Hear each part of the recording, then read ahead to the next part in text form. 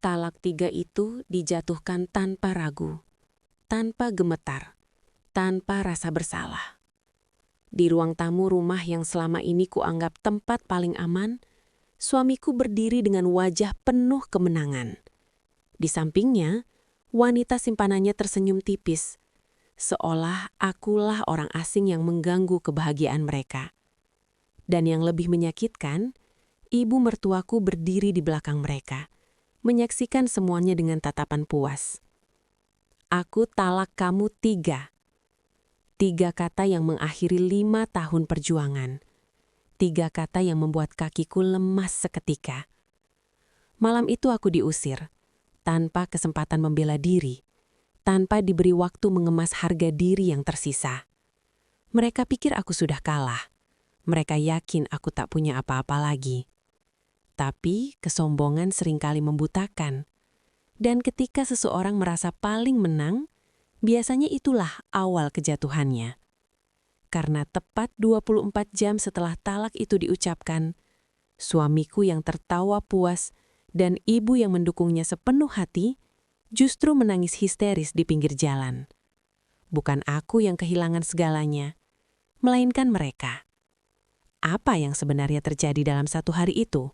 Assalamualaikum dan halo semuanya, selamat datang kembali di channel ini, tempat di mana kita membahas kisah-kisah rumah tangga penuh drama, pengkhianatan, dan pelajaran hidup yang menggugah emosi. Setiap cerita yang kami hadirkan bukan sekedar hiburan, tetapi juga refleksi tentang kesetiaan, harga diri, dan konsekuensi dari setiap keputusan. Sebelum kita masuk lebih dalam, yuk kita ramaikan dulu kolom komentarnya, serta jangan lupa untuk klik tombol like, subscribe, dan aktifkan loncengnya agar sahabat Fafa tidak ketinggalan cerita-cerita seru lainnya. Dukungan dari sahabat sangat membantu channel ini untuk terus berkembang dan menyajikan cerita-cerita menarik lainnya. Dan seperti biasa, Fafa mau absen nih.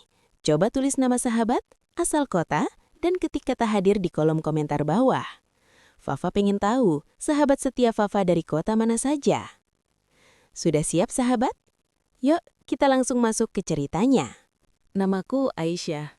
5 tahun lalu, aku menikah dengan Farhan. Pria yang dulu kupercaya sebagai jawaban dari setiap doa panjangku selepas tahajud. Ia bukan laki-laki sempurna, tapi ia terlihat cukup. Cukup penyayang, cukup bertanggung jawab, cukup menenangkan untuk dijadikan tempat bersandar. Di awal pernikahan, hidup kami sederhana. Kami tinggal di rumah 2 lantai yang kubeli jauh sebelum mengenalnya. Rumah hasil jerih payahku bekerja sebagai konsultan keuangan. Saat itu, Farhan masih pegawai biasa di sebuah perusahaan distribusi. Gajinya tak besar, tapi aku tak pernah mempermasalahkannya. Bagiku, pernikahan adalah tentang membangun bersama, bukan soal siapa lebih tinggi. Aku membantu mengatur keuangan kami, mengajarinya menabung, bahkan beberapa kali aku yang menyarankan strategi investasi kecil agar ia bisa berkembang. Dan memang, karirnya perlahan naik. 2 tahun kemudian, ia dipromosikan menjadi supervisor. Setahun setelahnya, manajer operasional. Sejak jabatan itu datang, sesuatu dalam dirinya ikut berubah. Ia mulai sering lembur, pulang larut dengan alasan rapat. Teleponnya tak pernah lepas dari tangan. Senyumnya tak lagi hangat, melainkan terasa terburu-buru. Setiap kali kutanya, jawabannya singkat. "Kamu terlalu curiga, Aisyah." Awalnya aku menyalahkan diriku sendiri. Mungkin aku terlalu sensitif. Mungkin aku kurang mendukungnya. Tapi naluri seorang istri jarang keliru. Perempuan itu muncul perlahan. Namanya Nadira. Aku tahu dari kartu nama yang tak sengaja terjatuh dari saku jas Farhan. Marketing baru di kantornya. Masih muda, wajahnya cantik dengan gaya modern yang kontras denganku, yang lebih sederhana. Suatu malam, aku memberanikan diri memeriksa ponselnya saat ia tertidur.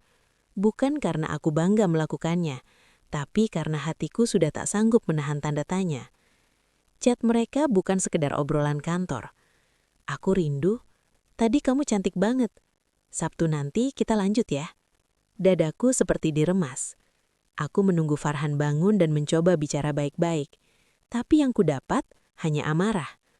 "Kamu lancang buka HP aku." Tak ada penjelasan, tak ada permintaan maaf. Sejak malam itu, jarak di antara kami semakin nyata. Ia semakin jarang pulang. Ibu mertuaku, yang sejak awal memang tak pernah benar-benar menyukaiku, mulai sering datang dan menginap. Entah kebetulan atau tidak, setiap kali ia ada, Farhan semakin berani bersikap kasar. "Kamu itu istri kurang menarik, Aisyah. Pantas saja laki-laki cari yang lain." Aku hanya diam. Diam bukan karena setuju, tapi karena tak ingin rumah tangga kami makin hancur. Namun rupanya diamku dianggap kelemahan. Malam itu menjadi titik puncak. Hujan turun deras. Aku baru saja selesai menyiapkan makan malam, meski Farhan tak memberi kabar akan pulang. Sekitar pukul 9, suara mobil berhenti di depan rumah. Aku mengira ia sendiri, tapi ketika pintu terbuka, jantungku seperti berhenti berdetak. Farhan masuk dengan langkah mantap. Di belakangnya Nadira berdiri dengan gaun ketat warna merah marun. Rambutnya terurai rapi. Wajahnya dihiasi senyum yang terlalu percaya diri untuk seseorang yang berdiri di rumah perempuan lain. Aku terpaku. "Apa ini?" Suaraku gemetar. Farhan menutup pintu perlahan, seolah ingin memastikan semua dramanya berlangsung tertutup dari dunia luar. "Ibu," panggilnya keras. Dari lantai atas, ibu mertuaku turun dengan wajah yang sudah siap menyaksikan sesuatu. Tidak kaget, tidak heran, seolah ini sudah direncanakan. Aku mulai merasakan firasat buruk. Farhan berdiri di tengah ruang tamu, Nadira di sampingnya, ibu mertuaku di belakangnya. Formasi yang jelas, seperti sidang yang sudah menentukan vonis sebelum terdakwa bicara. Aku capek, Aisyah. Capek dengan rumah yang isinya cuma drama dan kecurigaan. Aku menatapnya tak percaya. "Aku cuma minta kejujuran, Han." Ia tertawa pendek, sinis. "Nadila ini lebih ngerti aku. Dia nggak ribut soal kerjaanku. Dia dukung karirku. Dia tahu cara memperlakukan laki-laki." Kalimat itu seperti tamparan. Aku memandang Nadira. Ia tak menunduk, tak merasa bersalah. Bahkan ada kilatan kemenangan di matanya. Ibu mertuaku melangkah maju. "Sudah cukup sandiwaranya. Farhan berhak bahagia. Kamu bukan perempuan yang cocok untuk anak saya." Tanganku mulai dingin. "Jadi maksudnya apa?" tanyaku pelan. Farhan menarik napas panjang, lalu dengan suara lantang dan tanpa ragu, ia mengucapkannya. "Aku talak kamu 1. Ruangan terasa sunyi. "Aku talak kamu 2. Air mataku mulai jatuh tanpa bisa kutahan. "Aku talak kamu 3. 3 kalimat yang diucapkan begitu mudah, tanpa getaran, tanpa penyesalan. Seolah 5 tahun berkesamaan hanya kesalahan administrasi yang bisa dihapus dalam 1 malam. Kakiku lemas. Aku berpegangan pada meja agar tak jatuh. Nadira menggenggam lengan Farhan, seakan memperkuat posisinya. Ibu mertuaku menghela napas lega. "Sekarang semuanya jelas," katanya puas. Aku mencoba berbicara, tapi suaraku pecah. "Han, kamu sadar apa yang kamu ucapkan?" "Aku sadar, dan aku nggak akan tarik kata-kataku." Hujan di luar semakin deras, seolah ikut menjadi saksi kehancuran rumah tanggaku. Aku berdiri di ruang tamu rumah yang kubeli dengan uangku sendiri, tapi malam itu rasanya aku yang menjadi tamu tak diundang. Farhan melanjutkan dengan nada kejam yang belum pernah kudengar darinya sebelumnya. "Kamu bisa pergi malam ini juga. Aku mau mulai hidup baru." "Pergi? Dari rumahku sendiri?" Aku menatap wajahnya, mencoba mencari sisa pria yang dulu kucintai. Tapi yang kulihat hanyalah ego dan kesombongan. Ibu mertuaku menambahkan, "Jangan bikin malu, keluar saja baik-baik." Aku tak melawan malam itu. Bukan karena aku kalah, tapi karena aku tahu pertempuran yang emosional hanya akan menguntungkan mereka. Dengan tangan gemetar, aku mengambil tas kecil dan beberapa pakaian. Tak banyak, cukup untuk semalam. Sebelum melangkah keluar, aku menoleh sekali lagi. Farhan berdiri memeluk Nadira. Ibu mertuaku tersenyum puas. Mereka yakin sudah menang. Mereka pikir aku tak punya apa-apa lagi. Mereka tak tahu satu hal penting, bahwa rumah itu, setiap sudutnya, setiap meter tanahnya, terdaftar atas namaku. Dan kesombongan seringkali menjadi awal dari kehancuran. Malam itu, aku melangkah keluar di bawah hujan. Air mata bercampur air langit. Tapi di balik luka yang dalam, ada satu tekad yang mulai berkembang perlahan. Aku mungkin ditalak, tapi aku tidak akan dihancurkan. Malam itu, aku belum benar-benar melangkah jauh ketika suara ibu mertaku memanggil dari dalam rumah. Tunggu. Aku berhenti di teras. Hujan masih turun, tapi tak sederas tadi. Lampu ruang tamu menerangi halaman, menciptakan bayangan panjang di lantai yang basah. Aku berbalik perlahan. Ibu mertaku berdiri di ambang pintu dengan wajah yang sulit kuterjemahkan. Bukan marah, bukan sedih. Lebih tepatnya, puas. Farhan berdiri di belakangnya, Nadira di sampingnya. 3 orang yang kini merasa berada di sisi kemenangan. "Kamu jangan drama," kata ibu mertaku dingin. "Kita selesaikan malam ini sekalian." Aku menggenggam tas kecilku lebih erat. "Selesai apa lagi, Bu?" tanyaku. Suara masih bergetar. Ia melangkah 1 anak tangga. Sorot matanya menilai, seolah aku bukan lagi menantu, melainkan barang yang hendak dikembalikan ke toko. "Kamu sudah bukan istri Farhan, jadi tidak ada alasan lagi kamu tinggal di rumah ini." Kalimat itu menusuk, tapi aku memilih diam. Aku tahu jika aku melawan dengan emosi, mereka akan memelintirnya menjadi pembenaran. Farhan menyela dengan nada tegas yang dibuat-buat. "Ibu benar, kita mau mulai hidup baru, jangan bikin ribet." Hidup baru. 2 kata yang terdengar manis, tapi dibangun di atas pengkhianatan. Aku memandang mereka satu persatu. Nadira tampak sedikit tidak nyaman berdiri di bawah hujan, tapi tetap bertahan dengan ekspresi percaya diri. "Kamu pikir kamu siapa, Aisyah?" lanjut ibu mertaku. "Sejak awal ibu tidak pernah setuju Farhan menikah dengan kamu. Kamu terlalu mandiri, terlalu merasa bisa berdiri sendiri. Laki-laki itu butuh istri yang nurut, bukan yang merasa lebih pintar." Hatiku seperti diremas. Jadi selama ini, diam-diam ia menyimpan kebencian itu. "Ibu, aku tidak pernah merasa lebih pintar. Aku hanya ingin rumah tangga ini stabil." Stabil, versi kamu, itu artinya Farhan diatur-atur. Semua keuangan kamu yang pegang. Semua keputusan kamu yang tentukan. Aku menatap Farhan. "Han, kamu juga merasa begitu?" Ia tak langsung menjawab, tapi diamnya lebih menyakitkan daripada kata-kata. "Lihat," ibu mertaku kembali berbicara. "Farhan tidak pernah benar-benar nyaman." Itu kebohongan. Farhan dulu yang meminta aku mengelola keuangan karena ia mengaku tak pandai mengatur uang. Farhan yang berkali-kali berterima kasih karena tabungan kami berkembang. Farhan yang bangga setiap kali rumah kami direnovasi sedikit demi sedikit. Tapi malam ini, semua kebenahan seperti dihapus begitu saja. Nadira akhirnya bersuara pelan. "Bu, mungkin Mbak Aisyah butuh waktu." Nada suaranya pura-pura lembut, tapi ada kelegaan di matanya. Ibu mertaku memotong cepat. "Tidak perlu, perempuan itu harus tahu diri." Aku menarik nafas panjang. Hujan mulai reda, tapi hawa malam terasa semakin dingin. "Baik," kataku pelan. "Aku pergi malam ini." Farhan terlihat lega. Nadira menunduk, menyembunyikan senyum.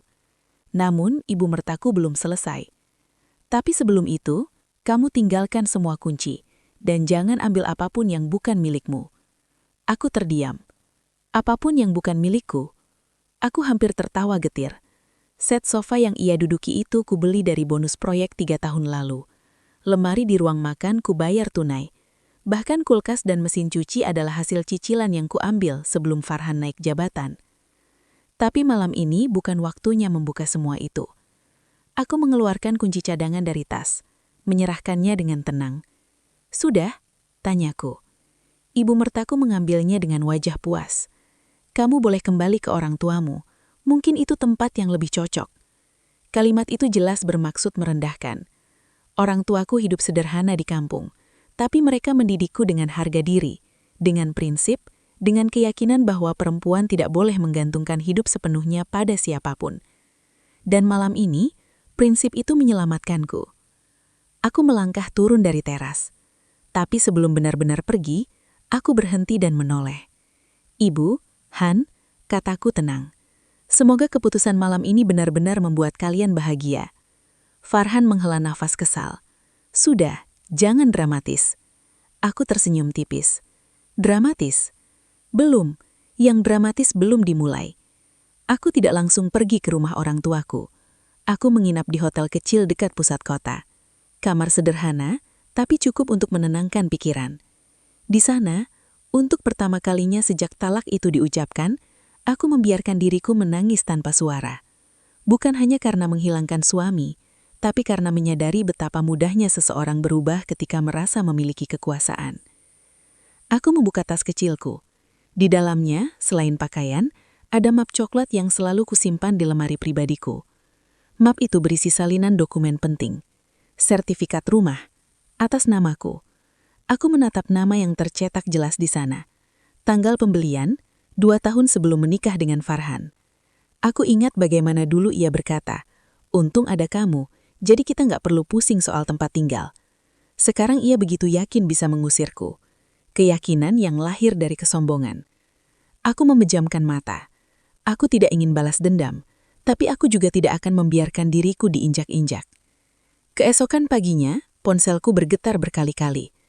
Pesan dari ibu mertaku, "Jangan coba kembali ke rumah. Jangan bikin malu keluarga kami. Farhan sudah bahagia sekarang." Aku membaca semuanya tanpa emosi. Lalu satu pesan terakhir masuk. "Kami akan ganti kunci hari ini." Aku tersenyum tipis. "Silahkan, mengganti kunci tidak mengubah nama di sertifikat." Aku menghubungi seorang notaris yang dulu mengurus pembelian rumahku. Ia masih menyimpan arsip lama. "Bu Aisyah, ada yang bisa saya bantu?" "Saya butuh bantuan hukum kecil," jawabku tenang. Di sisi kota lain, mungkin saat itu Farhan dan ibunya sedang merasa telah memenangkan segalanya. Mungkin mereka sedang menata ulang ruang tamu. Mungkin Nadira sudah merasa seperti nyonya rumah. Mungkin ibu mertaku sedang merencanakan syukuran kecil atas terlepasnya anaknya dari menantu yang tak disukainya. Mereka tidak tahu bahwa permainan yang mereka mulai dengan arogansi akan segera berbalik arah. Karena senyum yang paling menyakitkan bukanlah senyum kemenangan, melainkan senyum seseorang yang merasa aman tepat sebelum semuanya runtuh. Dan di dalam kamar hotel sederhana itu, untuk pertama kalinya sejak semalam, aku tidak merasa kalah. Aku merasa tenang, karena aku tahu satu hal, kebenaran tidak perlu berteriak, ia hanya perlu waktu, dan waktuku akan tiba. Pagi itu matahari bersinar terang, seolah tidak tahu bahwa semalam sebuah rumah tangga telah runtuh. Dari jendela kamar hotel, aku memandangi jalanan yang mulai ramai. Orang-orang berangkat kerja, kendaraan lalu lalang, kehidupan berjalan seperti biasa. Tapi hidupku tidak lagi sama. Aku duduk di tepi tempat tidur dengan map coklat di pangkuan. Map yang selama ini kusimpan rapi di laci terkunci. Map yang tak pernah dianggap penting oleh Farhan karena ia terlalu yakin semua yang ada di rumah itu otomatis menjadi miliknya. Aku membuka lembar demi lembar dokumen di dalamnya. Sertifikat hak milik, akta jual beli, bukti transfer pembayaran lunas, surat pajak tahunan atas namaku. Semuanya lengkap, semuanya sah. Rumah itu kubeli 2 tahun sebelum menikah. Saat itu aku baru saja menyelesaikan proyek besar sebagai konsultan independen. Aku tak pernah membayangkan rumah itu kelak menjadi saksi penghinaan yang begitu kejam. Ironisnya, Farhan tahu rumah itu sudah ada sebelum ia datang dalam hidupku. Tapi ia tidak pernah bertanya detail soal kepemilikan. Ia terlalu percaya bahwa setelah menikah, semuanya menjadi milik bersama. Ia lupa satu hal penting. Hukum tidak bekerja berdasarkan asumsi. Aku menarik nafas panjang. Ini bukan soal balas dendam. Ini soal harga diri. Soal batas yang tak boleh lagi diinjak. Pukul 9 pagi, aku sudah duduk di kantor notaris yang dulu menangani pembelian rumahku. Pak Rahmat, pria paruh baya berkacamata tipis, menyambutku dengan wajah serius setelah mendengar ringkasan kejadian semalam. "Secara hukum, Ibu Aisyah pemilik tunggal rumah itu," katanya tegas sambil memeriksa kembali arsip digital. "Kalau memang sudah terjadi perceraian dan mereka tidak punya kontribusi legal atas properti tersebut, Ibu berhak penuh." Aku mengangguk pelan. "Kalau mereka menolak keluar, kita kirimkan somasi resmi. Tapi jika Ibu ingin lebih cepat, kita bisa datang langsung dengan pendampingan hukum dan pengamanan lingkungan, karena status kepemilikan jelas." Kata-kata itu memberiku ketenangan yang tak sempat kurasakan sejak semalam. Selama ini aku terlalu sibuk menjadi istri yang sabar, terlalu sibuk menjaga keharmonisan, hingga lupa bahwa aku juga individu yang punya hak. Aku menatap Pak Rahmat. Saya ingin semuanya dilakukan sesuai prosedur, tanpa keributan, tanpa emosi. Ia tersenyum kecil. Biasanya yang paling berisik justru pihak yang tidak punya dasar hukum. Aku tahu benar siapa yang ia maksud. Di sisi lain kota, mungkin Farhan sedang merasa berkuasa.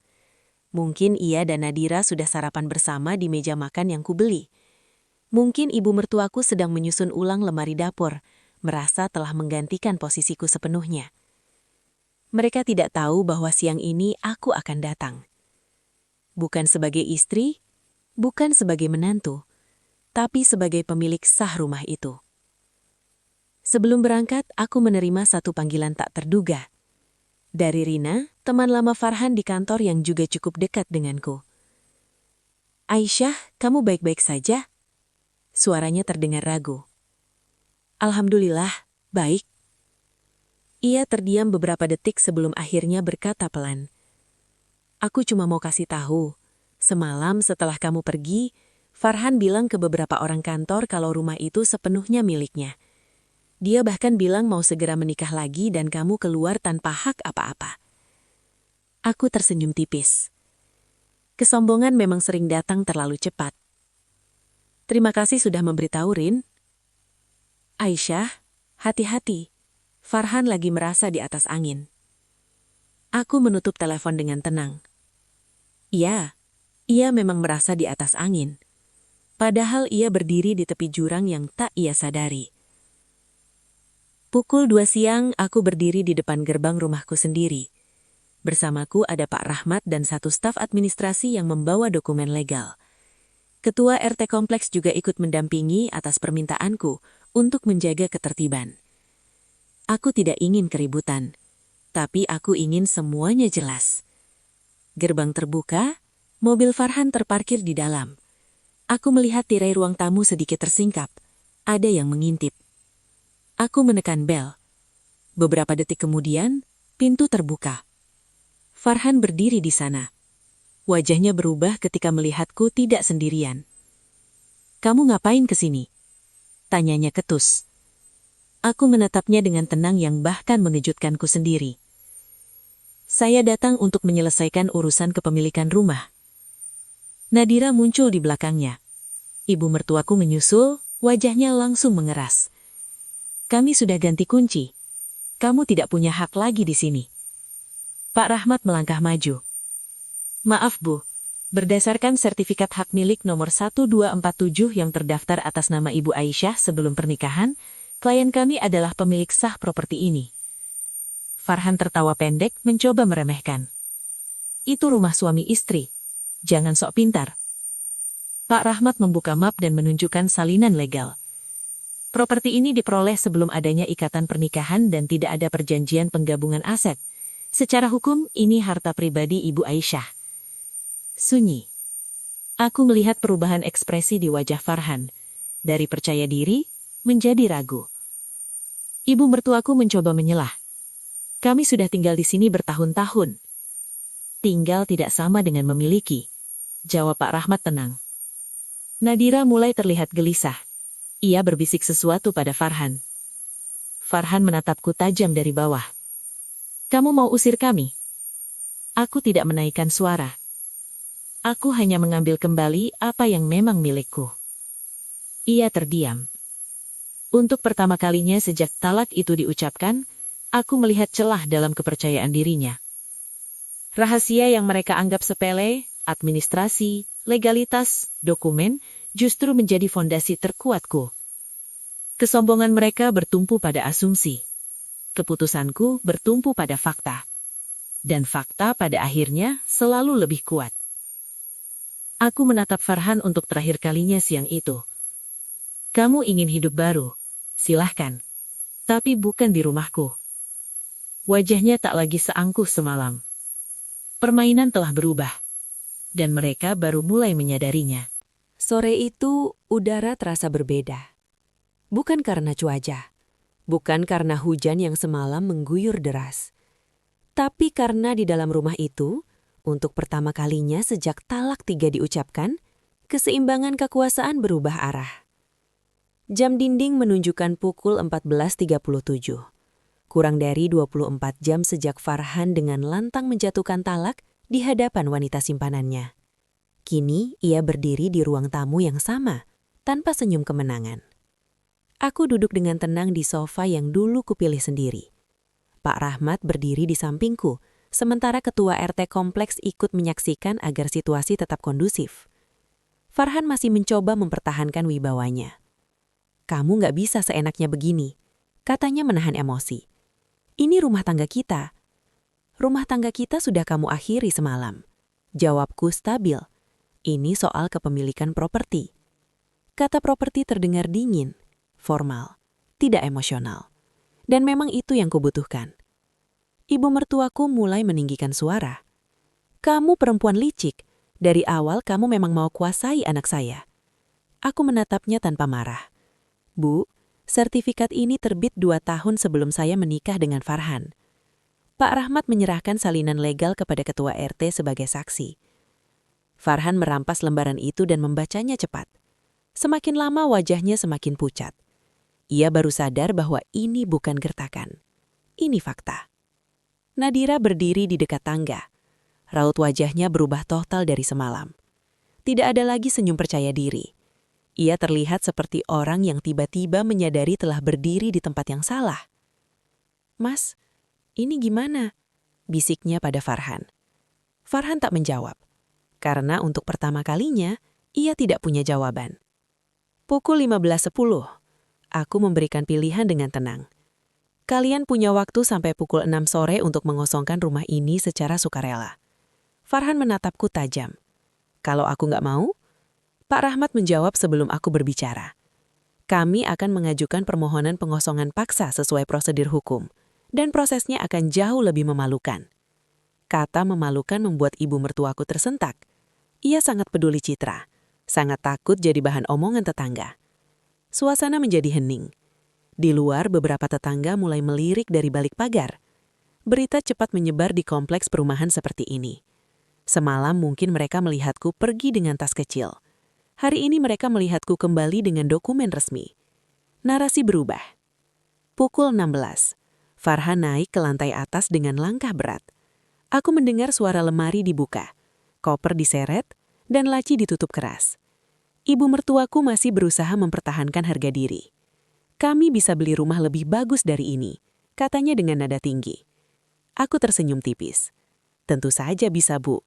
Kalimat sederhana itu justru membuatnya semakin tak nyaman. Karena ia tahu, jika memang mampu, mereka tak akan berkisiras bertahan di sini. Nadira turun lebih dulu bawa tas brandednya. Wajahnya cemas. Ia mendekatiku dengan suara pelan. "Mbak, saya nggak tahu kalau rumah ini atas nama Mbak." Aku menatapnya lurus.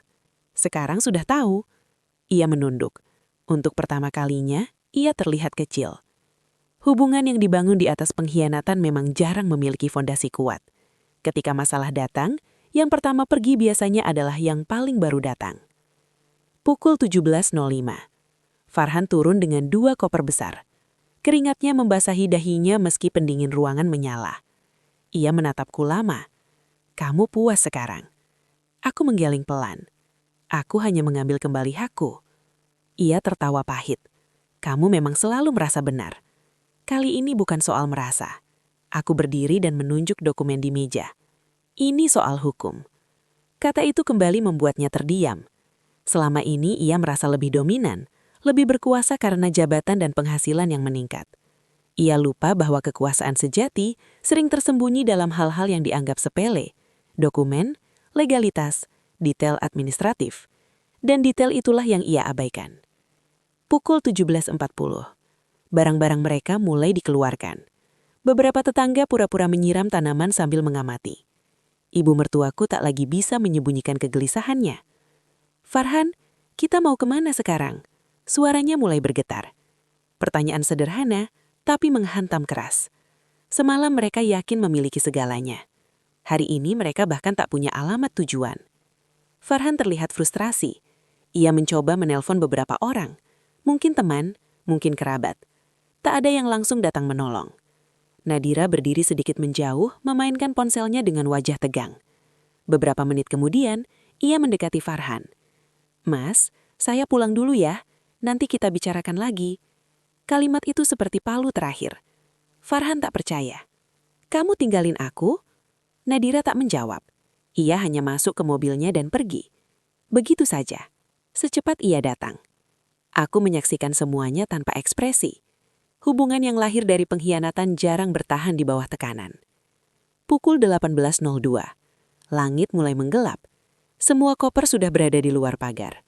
Farhan berdiri terpaku di halaman. Ibu mertuaku terduduk di kursi lipat yang dibawa buru-buru dari dalam. Untuk pertama kalinya, tidak ada lagi kesombongan. Hanya kebingungan. Farhan menatap rumah itu lama. Rumah yang semalam ia anggap sepenuhnya miliknya. Rumah yang ia jadikan panggung untuk menjatuhkan talak 3. Kini berdiri sebagai bukti bahwa kesombongan memiliki batas.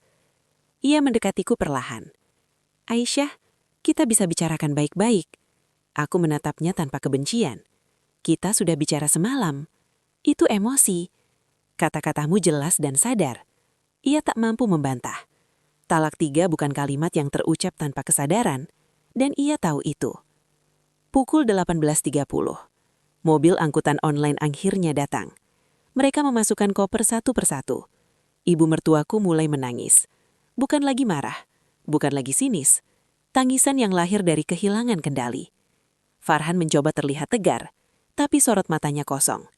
Dalam 24 jam, hidupnya berubah total. Dari pria yang merasa berkuasa, menjadi pria yang kehilangan tempat tinggal. Dan ini baru awalnya. Karena aku tahu, satu hal yang belum ia sadari. Masalahnya tak berhenti di rumah ini. Aku menatap punggung mereka ketika mobil itu akhirnya bergerak meninggalkan kompleks. Hening. Angin sore bertiup lembut. Aku berdiri sendirian di halaman rumahku sendiri. Rumah yang sempat terasa asing semalam, kini kembali menjadi milikku sepenuhnya. Kurang dari 24 jam. Kesombongan berubah menjadi kepanikan. Kemenangan berubah menjadi kehilangan. Aku menarik napas panjang. Ini bukan akhir cerita. Ini baru permulaan dari nasib yang benar-benar akan berbalik total. Malam setelah Farhan dan ibunya meninggalkan rumah itu terasa sunyi. Terlalu sunyi. Bukan sunyi yang menyesakan, melainkan sunyi yang jujur. Aku berdiri di ruang tamu, menatap dinding yang semalam menjadi saksi talak 3 itu diucapkan. Sofa sudah kembali ke posisi semula. Barang-barang Nadira yang sempat dipindahkan telah lenyap. Rumah ini kembali seperti dulu. Tapi aku tidak lagi sama. Ponselku bergetar pelan. Pesan masuk dari nomor tak dikenal. "Mbak Aisyah, ini Nadira. Kita bisa bicara." Aku membaca pesan itu tanpa emosi. Tidak ada amarah, tidak ada keinginan membalas dengan kasar. Aku hanya membalas singkat. "Ada perlu apa?" Balasan datang cepat. "Aku nggak tahu kalau rumah itu atas nama Mbak. Mas Farhan bilang semua sudah aman. Aku cuma nggak mau ikut masalah." Aku tersenyum tipis. Tentu saja ia tidak mau ikut masalah. Ia hanya ingin menikmati hasilnya. Aku mengetik perlahan. "Masalah itu sudah ada sejak kamu masuk." Beberapa menit tak ada balasan. Lalu pesan berikutnya muncul. "Aku nggak mau disalahkan sendirian." Kalimat itu menarik. Berarti tekanan sudah mulai terasa. Di sisi lain kota, Farhan sedang menghadapi realitas baru. Ia dan ibunya menginap di hotel kelas menengah yang biayanya jelas tidak murah. 2 koper besar tergeletak di sudut kamar. Suasana tegang. Farhan duduk di tepi ranjang. Ponsel di tangan, menatap layar kosong. Ibu mertuaku yang kini bukan lagi mertuaku, mondar-mandir gelisah. "Hubungi Nadira, dia pasti bisa bantu," katanya panik. Farhan menghela nafas berat. "Aku sudah chat." Belum ada balasan. Padahal semalam Nadira begitu yakin. Begitu mendukung keputusan talak itu. Tapi ketika status rumah aman berubah menjadi diusir secara hukum, situasi ikut berubah. Hubungan yang dibangun atas rasa nyaman dan fasilitas akan goyah ketika fasilitas itu hilang. Keesokan paginya, Farhan datang ke kantor seperti biasa. Ia mencoba bersikap normal. Namun berita bergerak cepat. Beberapa tetangga sudah membicarakan kejadian kemarin. Salah satunya kebetulan saudara dari rekan kerja Farhan. Rina, yang kemarin menelponku, menatap Farhan dengan sorot berbeda. "Semalam rame ya di rumah?" tanyanya hati-hati. Farhan mengeraskan rahang. "Urusan pribadi." "Tapi katanya rumah itu atas nama Aisyah." Pertanyaan itu seperti jarum. Ia tak menjawab. Bisikan mulai terdengar di sudut-sudut ruangan. Tatapan-tatapan berubah. Citra pria mapan yang berhasil dalam karir mulai retak. Siang harinya, Farhan akhirnya bertemu Nadira di kafe dekat kantor. Nadira datang dengan wajah berbeda. Tidak lagi manja, tidak lagi penuh percaya diri. "Aku nggak enak, Mas," katanya pelan. Farhan menatapnya tajam. "Nggak enak soal apa?" "Soal situasi ini. Aku nggak mau terseret masalah hukum. Ini cuma urusan rumah." Farhan membela diri. Nadira menatapnya lama. "Mas, kamu bilang semuanya aman. Kamu bilang rumah itu milik kamu. Kamu bilang aku nggak perlu khawatir." Farhan terdiam. Karena memang itulah yang ia katakan. Keyakinan tanpa verifikasi. "Sekarang, aku jadi kelihatan seperti perusak rumah tangga yang gagal," lanjut Nadira. "Aku nggak siap dicap begitu." Farhan mulai kesal. "Kamu pikir aku siap kehilangan rumah?" Nada suaranya meninggi. Beberapa pengunjung menoleh. Nadira menarik nafas. "Aku cuma bilang, mungkin kita perlu jarak dulu." Jarak. Kata halus untuk mundur. Farhan menatapnya tak percaya. "Kamu ninggalin aku saat lagi susah?" Nadira tidak menjawab langsung. "Aku cuma nggak mau ikut tenggelam." Kalimat itu sangat jujur dan sangat menyakitkan. Sore itu Farhan kembali ke hotel dengan wajah kusut. Ibunya langsung menyambut dengan pertanyaan. "Nadira bilang apa?" Farhan melempar ponsel ke atas meja. "Dia butuh waktu." Ibu itu menghela nafas panjang. Perempuan seperti itu memang cuma cari enaknya. Kalimat itu ironis. Semalang ia yang paling keras mendukung hubungan itu. Sekarang, ketika realitas menghantam, arah kesalahan mulai berubah. Farhan duduk diam. Dalam 48 jam hidupnya kehilangan stabilitas. Rumah, hilang. Istri yang setia, hilang. Gundik yang dulu berdiri di sampingnya dengan senyum percaya diri, kini mundur perlahan. Bukan karena penyesalan, tapi karena risiko. Dan Farhan akhirnya belajar satu hal pahit, bahwa seseorang yang datang saat kita di atas, belum tentu bertahan saat kita jatuh. Aku memejamkan mata. Permainan belum selesai, tapi satu persatu, topeng mulai terlepas.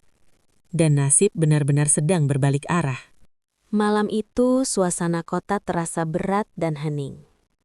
Lampu jalan memantulkan bayangan yang panjang di trotoar basah, sisa hujan sore. Di sisi lain, rumah yang semalam menjadi saksi talak 3 telah berubah. Tidak ada lagi tawa sombong Farhan. Tidak ada lagi senyum puas ibu mertuaku. Semua telah lenyap, digantikan oleh kepanikan dan rasa kehilangan. Farhan duduk di bangku depan sebuah warung kopi, memandangi secangkir kopi yang mulai mendingin. Ia menyandarkan kepalanya pada tangan. Wajahnya penuh kebingungan dan penyesalan. Selama ini, kesombongan membuatnya percaya bahwa dunia selalu berpihak padanya. Tapi sekarang, realitas menghantamnya sekeras palu. Di sampingnya, ibunya duduk termangu, tangan terlipat di pangkuan. menatap kosong ke jalanan yang mulai sepi. Tidak ada kata-kata, tidak ada komentar sinis. Bukan lagi ibu yang mengatur dan menyingkirkan menantu yang dianggap tidak pantas. Kini, ia adalah orang yang kalah, bahkan tanpa ada yang menindasnya secara fisik. Kekalahan ini lahir dari kesalahan yang sama, yang semalam dianggap remeh. Kesombongan dan ketidakadilan. Nadira, ia sudah menghilang. Tidak ada panggilan telepon, tidak ada pesan. Ia mundur sebelum harus menyaksikan kehancuran total yang disebabkan oleh keputusan yang terburu-buru. Ia baru menyadari bahwa ikut campur dalam kehidupan rumah tangga orang lain membawa resiko yang lebih besar dari keuntungan sementara. Farhan memegang kepala dengan kedua tangan, mencoba memahami bagaimana semuanya bisa berubah begitu cepat.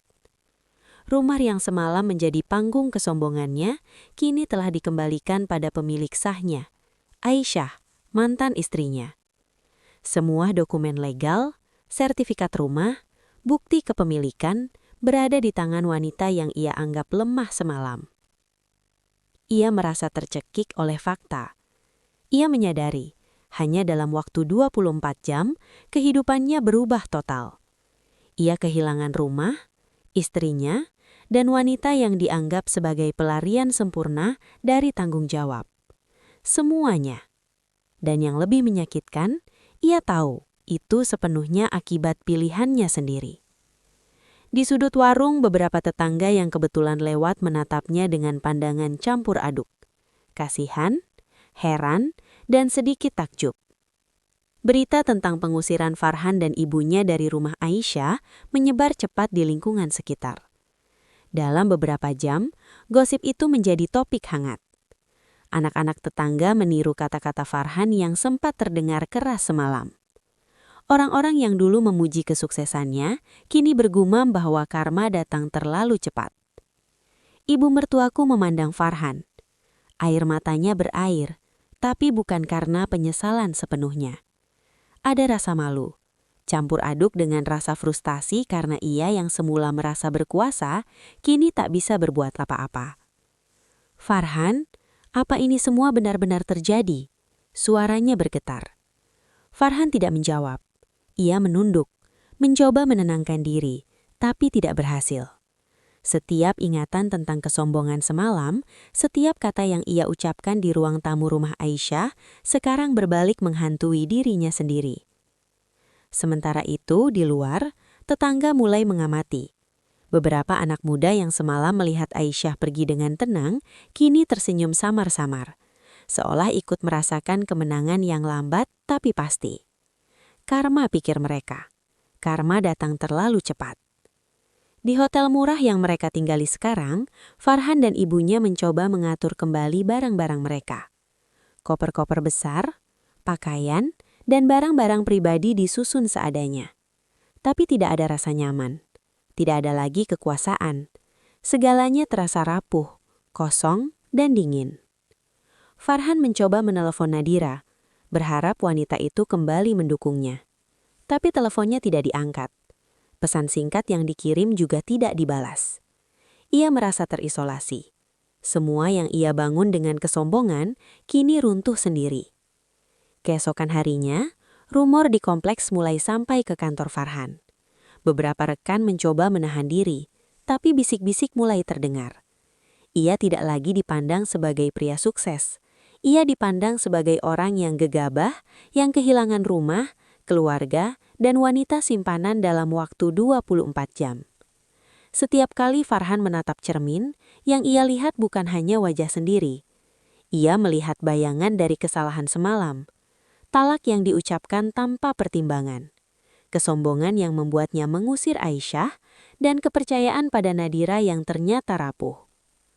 Dalam hatinya ia tahu satu hal yang terlambat. Kehidupan yang ia kira berada di puncak, kini telah jatuh bebas.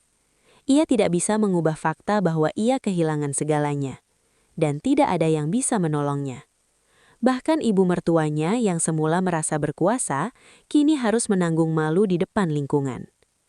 Malam itu, Farhan dan ibunya menangis di venua warung kopi. Bukan di rumah mewah, bukan di ruang tamu yang dulu ia anggap miliknya. Tangisan mereka histeris, penuh kepedihan, penyesalan, dan rasa kehilangan.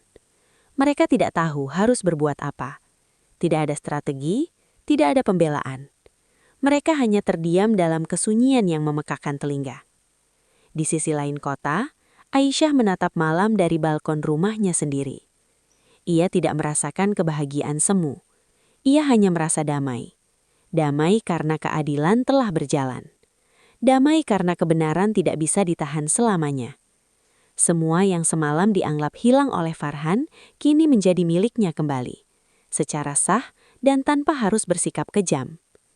Ia tersenyum tipis sambil mengingat kembali setiap langkah yang membuat Farhan dan ibunya terlalu percaya diri. Mereka mengira bisa menghancurkan hidupnya, tapi tidak menyadari bahwa kesabaran, strategi, dan kebenaran jauh lebih kuat daripada kesombongan sesaat. Keesokan paginya, rumor tentang Farhan dan ibunya sebagai gelandang di kompleks menyebar luas. Tetangga, teman kantor, dan bahkan beberapa kerabat mulai mengetahui situasi yang terjadi. Sementara Farhan dan ibunya mencoba menenangkan diri, rasa malu mulai muncul di setiap percakapan. Nadira, yang semula merasa aman, kini benar-benar hilang dari kehidupan Farhan. Ia mundur sepenuhnya, meninggalkan Farhan menghadapi realitas pahitnya sendiri. Bahkan teman-temannya di kantor mulai menjaga jarak, takut terlibat dalam masalah yang berhubungan dengan Farhan. Dalam 24 jam, kehidupan yang semalam tampak sempurna bagi Farhan dan ibunya kini berbalik total. Rumah yang semula dianggap enteng untuk dikuasai, Aisyah kembalikan dengan tegas. Wanita simpanan yang semalam memberi mereka senyum tipis, kini pergi tanpa kabar. Dan yang lebih menyakitkan, rasa percaya diri yang semalam tinggi, kini hancur menjadi kepanikan dan ketakutan. Karma datang terlalu cepat. Tidak ada peringatan, tidak ada kompromi, hanya realitas pahit yang menampar kesombongan mereka. Di malam itu, Farhan menyadari satu hal yang terlambat. Kekuasaan yang dibangun atas kesalahan, pengkhianatan dan kesombongan tidak akan bertahan lama.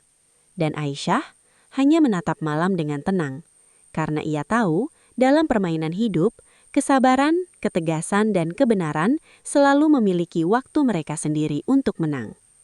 Permainan yang semula dimulai oleh kesombongan Farhan kini berbalik. Dan ini baru permulaan dari babak yang akan menunjukkan bahwa nasib bisa berubah dalam hitungan hari. Bahkan bagi orang yang merasa berada di puncak dunia. Malam itu udara terasa semakin dingin. Hanya ada suara angin yang bersiul pelan di sela-sela jendela rumahku. Lampu taman memantulkan bayangan panjang di halaman, seolah menandai bahwa sesuatu yang besar sedang menunggu untuk terbongkar.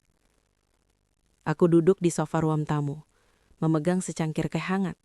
Hati dan pikiranku sibuk menganalisis langkah selanjutnya. Farhan dan ibunya telah kehilangan rumah. Nadira telah menjauh, dan lingkungan mulai mengetahui semua kejadian. Namun, aku tahu ini belum selesai. Ada rahasia kedua yang selama ini tersembunyi, dan sekarang saatnya rahasia itu muncul ke permukaan. Selama pernikahan, aku mencatat semua perilaku Farhan dan ibunya, semua transaksi, semua keputusan keuangan, semua janji yang diucapkan semata-mata untuk menutupi kesalahan mereka. Dari catatan itu, satu hal mencolok muncul. Ada sejumlah besar uang dan aset yang disembunyikan Farhan dan ibunya dari catatan keluarga maupun pajak. Kesombongan mereka membuat mereka merasa aman. Tetapi, mereka lupa satu hal. Tidak ada rahasia yang abadi. Pagi berikutnya, aku menghubungi Rina, teman lama Farhan yang cukup dekat dengan keluarga mereka. Rin, aku butuh bantuanmu untuk mengecek beberapa hal. Ini soal aset Farhan dan ibunya. Rina ragu sejenak, lalu menjawab. Aku paham Aisyah, tapi ini serius ya, kalau sampai ketahuan mereka? Percayalah Rin, aku hanya ingin semuanya berjalan adil, jawabku. Rina setuju, dan mulai mengirimkan dokumen-dokumen yang ia temukan. Bukti rekening tersembunyi, dokumen kepemilikan tanah, beberapa kontrak bisnis yang selama ini tidak tercatat resmi, dan sejumlah tagihan yang tidak pernah dibayar. Semua ini menunjukkan pola satu, keserakahan yang dibangun atas kebohongan dan manipulasi. Aku menatap dokumen itu. Hati-hati tapi tegas, aku merencanakan langkahku. Farhan dan ibunya sudah mengalami satu pukulan hebat dengan kehilangan rumah. Namun rahasia kedua ini akan menjadi pukulan berikutnya, lebih berat dan tak terelakkan. Sore itu, aku memutuskan untuk mengundang ketua RT dan beberapa tetangga yang mengetahui masalah kemarin. Tujuanku bukan untuk mempermalukan mereka, tapi untuk memastikan semua langkah yang akan diambil tetap transparan dan sah secara hukum. Ketika Farhan mengetahui bahwa aku mengundang orang-orang sebagai saksi, wajahnya berubah pucat. Ia mencoba mendekati senyum dan berkata, "Aisyah, ini terlalu berlebihan. Kita bisa bicara baik-baik kan?" Aku menatapnya dingin. Ini bukan soal emosional, Farhan. Ini soal fakta dan hukum. Kamu sudah belajar kemarin bagaimana rasanya kehilangan sesuatu yang bukan milikmu. Sekarang, waktunya menghadapi hal yang lebih serius. Farhan menelan ludah. Aku tahu ia mulai merasakan ketegangan yang berbeda. Tidak hanya takut kehilangan harta, tetapi juga takut reputasinya hancur. Beberapa menit kemudian, aku memulai pertemuan kecil itu. Aku menunjukkan bukti-bukti yang aku dapat dari Rina dan dokumen-dokumen resmi yang aku simpan. Mata semua orang mulai membesar ketika melihat transaksi-transaksi yang selama ini disembunyikan Farhan dan ibunya. Ini tidak mungkin, kata ibu mertuaku. Wajahnya pucat. Farhan mencoba mengambil dokumen itu, tetapi ketua RT menahan. Maaf Pak Farhan, dokumen ini sah dan diperiksa secara resmi. Tidak ada yang bisa mengubah fakta ini. Aku menarik napas panjang, lalu berkata dengan tenang tapi tegas. Selama ini kalian mengira bisa bebas dari aturan, mengira bisa memanipulasi semua orang. Tapi rahasia kedua ini membuktikan sebaliknya. Tidak ada keserakahan yang bisa bertahan lama. Farhan menatapku. Wajahnya mulai memerah. Ia tahu ini tidak hanya soal rumah lagi. Ini soal reputasi, soal rasa malu, dan soal kehilangan semua yang ia bangun dengan kebohongan. Nadira yang semalam sudah mundur, kini muncul lagi. Namun kali ini bukan untuk mendukung. Ia hanya berdiri di belakang Farhan, menatap dengan sorot mata kecewa. Aku nggak mau ikut repot lagi, Mas, katanya pelan. Aku tersenyum tipis. Ia mundur, meninggalkan Farhan sendirian menghadapi konsekuensi pilihan hidupnya sendiri. Ibu mertuaku mulai menangis. Kali ini bukan hanya karena kehilangan rumah, tapi karena rahasia kedua yang terbongkar membuatnya sadar bahwa semua kesombongan dan manipulasi selama ini sia-sia. Bagaimana bisa? Kita selalu merasa aman. Suaranya bergetar. Aku menatapnya tanpa marah. Itulah karma, Bu. Karma datang kepada mereka yang mengira dunia ini hanya milik mereka. Farhan mencoba membela diri, tapi tidak ada yang bisa ia katakan. Fakta-fakta itu membungkam semua pembenaran. Semuanya jelas dan tak terbantahkan. Malam itu, suasana semakin tegang. Farhan dan ibunya mulai berdebat sendiri, mencoba menyalahkan satu sama lain. Farhan menuduh ibunya salah mengatur keuangan. Ibunya menuduh Farhan ceroboh dan terlalu percaya diri. Namun semua itu sia-sia. Rahasia kedua telah terbuka dan tidak ada yang bisa menutupi kebohongan mereka. Aku duduk di sofa, memandang mereka dengan tenang. Tidak ada kebencian. Tidak ada balas dendam yang berlebihan. Aku hanya membiarkan kebenaran berjalan. Beberapa tetangga yang menjadi saksi mulai mencatat percakapan ini. Berita tersebar cepat dan reputasi Farhan serta ibunya mulai runtuh di hadapan komunitas. Mereka menjadi bahan omongan, bukan karena aku ingin mempermalukan dengan sengaja, tetapi karena tindakan mereka sendiri yang menimbulkan akibat. Farhan mencoba mengumpulkan sisa harga diri yang ia miliki. Aisyah, kita bisa kompromi. Kita bisa selesaikan secara damai, katanya akhirnya. Aku tersenyum tipis.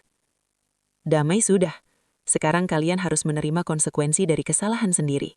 Rumah sudah kembali, rahasia kedua sudah terbongkar, dan Nadira sudah pergi. Semua yang semula kalian percaya sebagai kendali, kini sudah hilang. Ibu mertuaku menangis lebih keras. Farhan menunduk, wajahnya kosong. Mereka berdua menyadari bahwa kesombongan, manipulasi dan pengkhianatan hanya membawa kehancuran.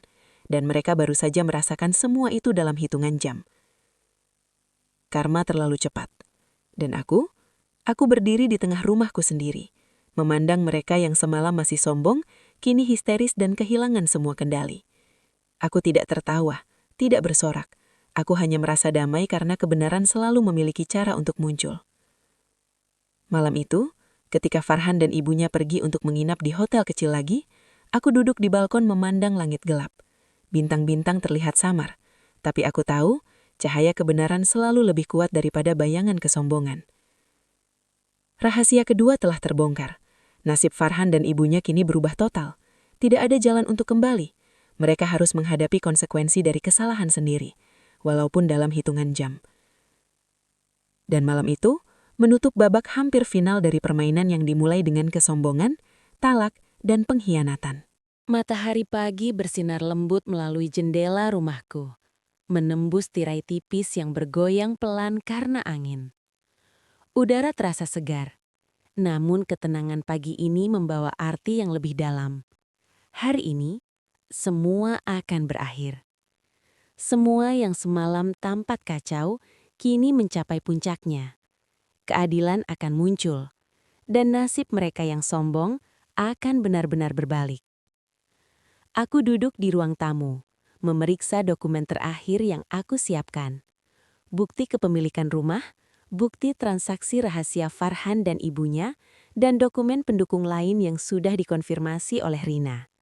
Semua tertata rapi di meja, siap digunakan bila diperlukan.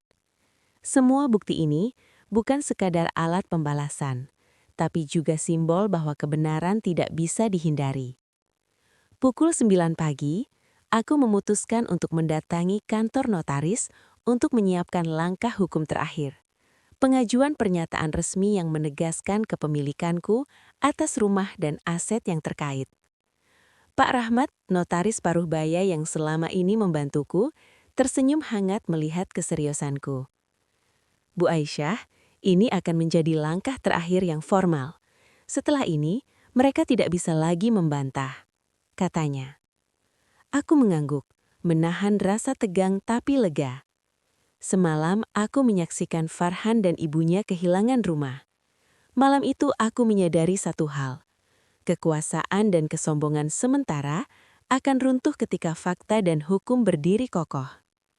Di sisi lain kota, Farhan dan ibunya mencoba menenangkan diri di hotel yang sama semalam. Namun kali ini suasana berbeda. Mereka tidak lagi berbicara dengan penuh percaya diri. Malah sering diam, menatap langit-langit kamar, merenungi kesalahan mereka. Farhan menatap ibunya, suaranya serak. Bu, kita terlalu percaya diri. Aku nggak nyangka, semuanya bisa berbalik secepat ini. Ibu mertuaku menangis, tapi kali ini bukan marah atau sinis. Aku salah. Kita salah. Semua yang kita lakukan untuk kesombongan dan harta, akhirnya membawa kita ke titik ini. Keduanya menyadari bahwa keserakahan dan pengkhianatan bukanlah teman yang setia. Mereka kehilangan segalanya, termasuk dukungan Nadira yang telah mundur sepenuhnya. Wanita simpanan itu, yang semula mereka pikir akan memperkuat posisi mereka, kini menjadi simbol kesalahan mereka sendiri. Siang itu, aku kembali ke rumah dengan dokumen lengkap. Ketua RT, beberapa tetangga, dan Pak Rahmat menemaniku. Suasana tegang, tapi kali ini bukan karena ancaman, melainkan karena semua pihak tahu bahwa keputusan akhir akan ditentukan hari ini. Farhan dan ibunya sudah berada di halaman, menatapku dengan wajah pucat.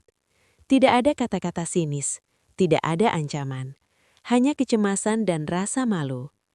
Aku membuka percakapan dengan tenang. Ini hari terakhir untuk penyelesaian damai. Semua dokumen sudah lengkap. Rumah, aset dan bukti lainnya menunjukkan kebenaran. Tidak ada lagi yang bisa dibantah. Farhan mencoba bersikap tegar, tapi suaranya bergetar. Aisyah, kita bisa kompromi. Aku tersenyum tipis, menatap mata Farhan. Kompromi berarti mengakui kesalahan, dan kalian sudah kehilangan hak atas rumah ini sejak semalam. Semua bukti sudah jelas. Kalian harus menerima konsekuensinya. Ibu mertuaku menangis terseduh-seduh, menyadari bahwa semua kesombongan yang semalam terlihat hebat, kini telah lenyap. Mereka baru menyadari bahwa tindakan yang didorong oleh ego dan keserakahan akan berbalik menghancurkan diri sendiri. Pukul 2 siang, dokumen resmi ditandatangani. Pak Rahmat menegaskan kepemilikanku, dan Ketua RT menyaksikan agar tidak ada perselisihan di kemudian hari. Farhan dan ibunya menerima kenyataan pahit. Mereka kehilangan semua kontrol dan harus meninggalkan rumah. Nadira tidak muncul lagi. Ketika mereka akhirnya meninggalkan rumah, aku berdiri di halaman menatap mereka pergi. Tidak ada rasa dendam, tidak ada kebencian, hanya rasa damai yang mendalam. Karena aku tahu, keadilan bukan tentang membalas, tetapi membiarkan kebenaran menegakkan dirinya sendiri. Setelah mereka pergi, aku duduk di balkon rumahku, memandang langit sore yang mulai memerah. Semua terasa tenang. Tetangga yang semalam penasaran, kini tersenyum melihat kedamaian kembali ke rumah ini. Aku merenungkan perjalanan ini, dari kesombongan Farhan dan ibunya, dari keputusan talak yang sembrono, hingga pengkhianatan Nadira. Semuanya menjadi pelajaran hidup. Aku tersenyum tipis. Pelajaran ini bukan hanya untuk mereka, tetapi juga untukku, bahwa kesabaran, ketegasan, dan integritas akan selalu menang melawan keserakahan dan pengkhianatan. Dari cerita ini, ada beberapa pelajaran penting yang bisa kita ambil. Kesombongan membawa kehancuran. Ketika kita terlalu percaya diri dan mengabaikan fakta, karma akan datang lebih cepat daripada yang diperkirakan. Kebenaran dan keadilan akan selalu menang. Bahkan, jika terlihat lambat, pada akhirnya yang benar tidak akan dikalahkan oleh kebohongan. Kesetiaan dan integritas adalah fondasi yang kuat. Menghargai hak orang lain dan bertindak sesuai hukum serta moral akan membawa kedamaian, bukan kekacauan. Keserakahan selalu membawa konsekuensi. Farhan dan ibunya merasa menang semalam, tetapi hanya dalam hitungan jam, nasib mereka berbalik total. Teman-teman, dari kisah ini kita belajar bahwa tidak ada kesombongan yang bisa bertahan selamanya. Jangan pernah meremehkan kebenaran, jangan pernah mengabaikan hukum dan moral, dan selalu jaga integritas diri. Semoga kisah ini menjadi pelajaran berharga bagi kita semua. Aku tersenyum, menutup cerita dengan tenang. Terima kasih sudah mendengarkan hingga akhir. Jangan lupa untuk like, subscribe, dan aktifkan lonceng notifikasi agar tidak ketinggalan cerita dramatis lainnya. Sampai jumpa di kisah-kisah berikutnya.